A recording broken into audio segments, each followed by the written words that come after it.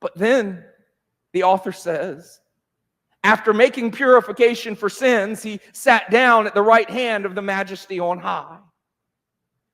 You ever think about this? Jesus finished something that had previously been continuous. Like he finished something that wasn't supposed to or expected to ever be finished.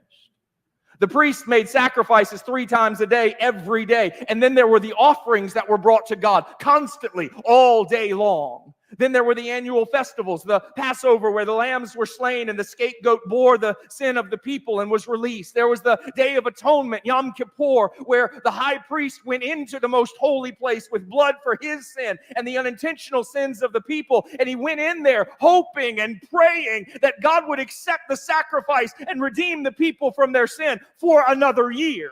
Not for all time, but for another year.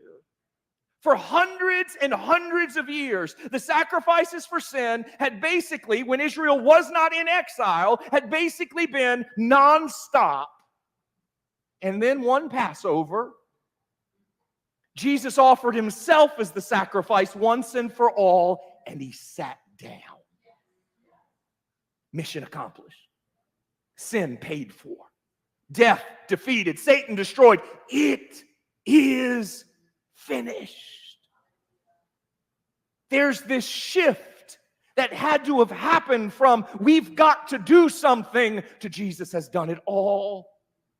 And here's where we struggle. We read 2,000 years later, completely outside of every context of those who lived through it, and we have almost no understanding of how all-encompassing the change from the old to the new covenant was. It literally changed everything about the lives of Jewish believers. Everything.